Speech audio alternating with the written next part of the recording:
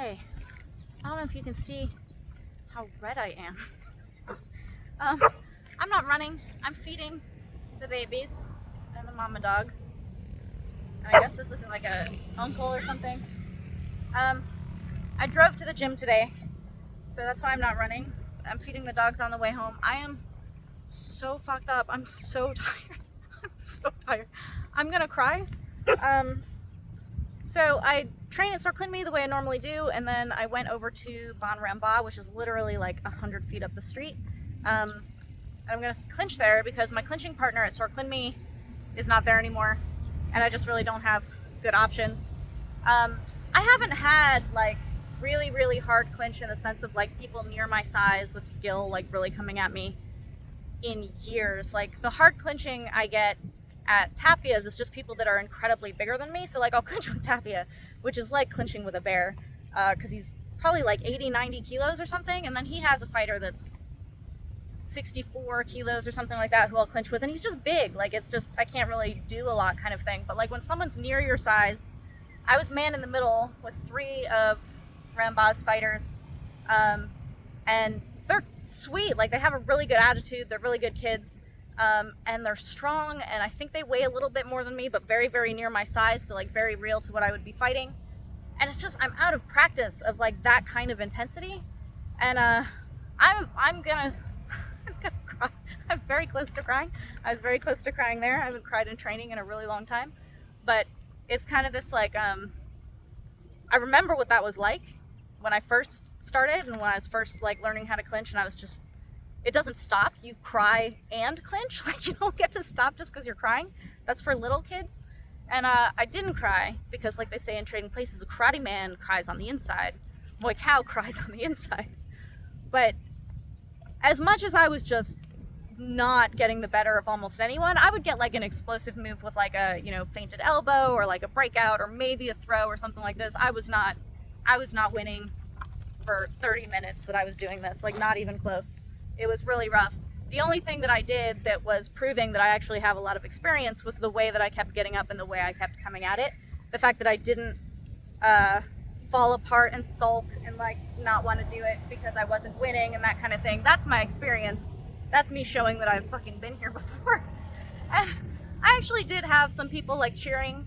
Some of the trainers were cheering when I would get something. They were like, oh yeah, like there's a big moment or something like that. But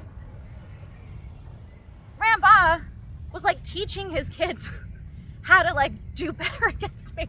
And I'm like, on day one, dude, like on day one. And I understand like that's what I have to offer at the gym is injecting something different. I'm not trained there. So the things that I do are not what everyone at that gym does. And when you get someone who's different, has a different style, who comes in, who's new, or just dips in for a day or something, that's awesome because you get this like chemistry reaction of like a different element coming in.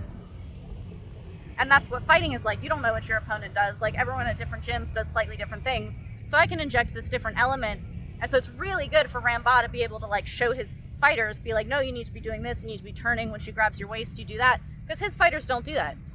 But it doesn't feel fair to me that I'm like immediately being coached against on day one when I'm already losing. Like I wasn't dominating these guys. They were totally dominating me. But I guess that's just my little like trauma in that I've been in Thailand for 12 years now, and I've never been the one that the trainers are like cheering for and teaching ever. Like when I was learning clinch at Petrongrung for years, when I was like just getting my butt kicked by the boys, and they just kept getting bigger. Like my training partners were near my size, but they're boys, so they kept getting bigger and bigger. And then I would maybe get like a new school of kids that were coming in that were smaller, but my clinching partners just kept getting bigger. They were always the ones that were being taught. Like at first I was getting my ass kicked really badly because I didn't know anything, and then I started getting better, and they still weren't cheering for me.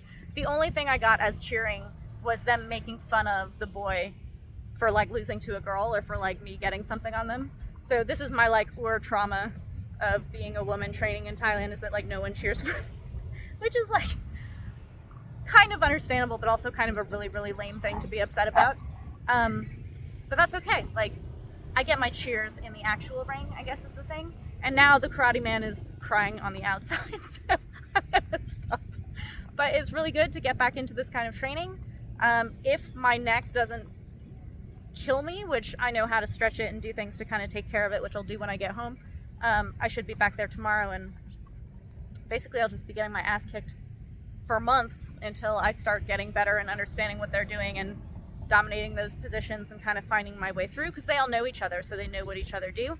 And then they're bigger and stronger than me, so they can kind of shut me down. But when you start getting those techniques to like angle and get through, that'll be really good. So proud of myself for being able to hold it together and like get through it, because I've been here before and I know how to like be Muay cow about it. But also like rude awakening at that I've been out of like real clinch training for a really, really long time, and it's really hard to get back into it. This puppy, I have to say, this one in particular is the size of his mom now. And when I first met him, he was just like the size of his head is now. I'm not gonna pet these guys because they smell really bad. You smell terrible. Like, I know you've been rolling in things. I pet them on my way home yesterday, and my hands were just stank for like hours. Yeah, I learned from that. I love you though. Maybe just like a gentle one. All right. Talk to you guys later.